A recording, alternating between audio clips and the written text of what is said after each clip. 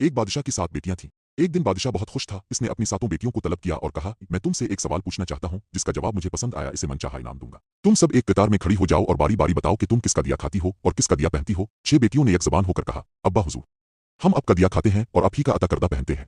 हमारी ये तमाम शान और शौकत आप ही के दम कदम से है। ये सुनकर बादशाह निहाल हो गया और सबको उनकी पसंद के कीमती तोहफे दिए। जब सबसे छोटी बेटी की बारी आई तो उसने बड़ी आजिज़ी मगर इस्तिकामत से कहा, मैं अल्लाह का दिया खाती हूँ और अपनी किस्मत का पहनती हूँ, यही मेरा नसीब है। ये सुनते ही बादशाह गुस्से से आग बबूला हो गया और कहने लगा, ए बदबख्त, तूने मेरी नाशुक्री की है, तुझे इसकी सजा जरूर मिलेगी। शहजादी ने तहम्मुल से जवाब दिया, जो हुक्म अब्बा हुजूर।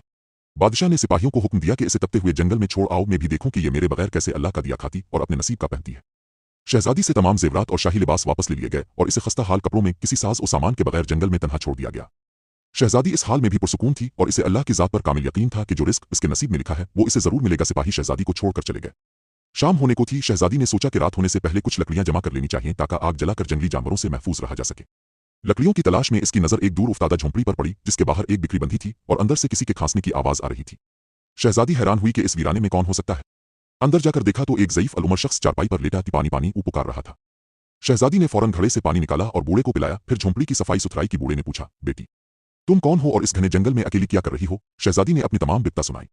बूढ़े ने इसे वहीं रुकने की पेशकश की और कहा, मैं शहर में काम करता हूं, अब जा रहा हूं और 8 दिन बाद लौटूंगा। यहाँ खाने का सामान मौजूद है और करीब ही नदी है, तुम वहीं रहो। सुबह बूढ़ा रवाना हो गया।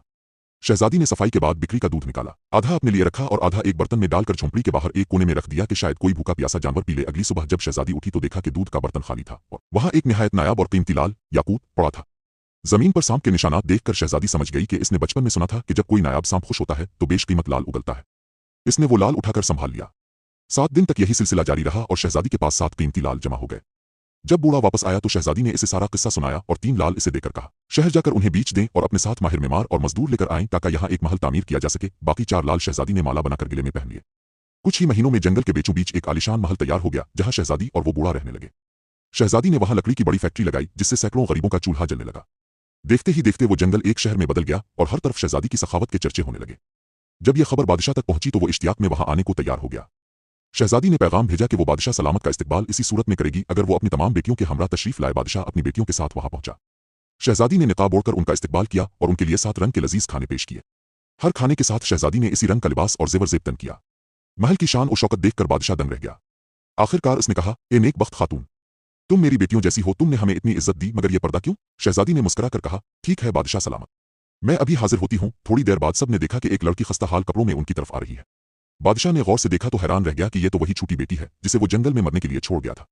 बादशाह की आंखों में आंसू आ गए और उसने कहा, बेटी, मैं तुम्हें यहां से वापस ले जाऊंगा, चाहे इसके बदले मुझे अपनी पूरी सल्तनत ही क्यों ना देनी पड़े। शहजादी ने नरमी से जवाब दिया, नहीं अब्बा हुजूर, मैं वही बेटी हूं जिसने कहा था कि मैं अल्लाह का दिया खाती और अपने नसीब का पहनती हूं। इसी अल्लाह ने मुझे उजाड़ जंगल में वो मकाम अता किया कि आज मैं अब से भी ज्यादा खुशहाल हूं। फिर इसने अपनी अब बीती सुनाई और गिले की माला दिखाई जिसमें वो लाल जुड़े थे। ये देखकर बाकी 6 बहनें रश्क करने लगें और दिल ही दिल में सोचने लगें कि काश उन्होंने भी अल्लाह पर तवक्कल किया होता। अल्लाह पर तवक्कल भी एक नेमत है जो हर किसी के हिस्से में नहीं होती और तौफीक से ही मिलती है।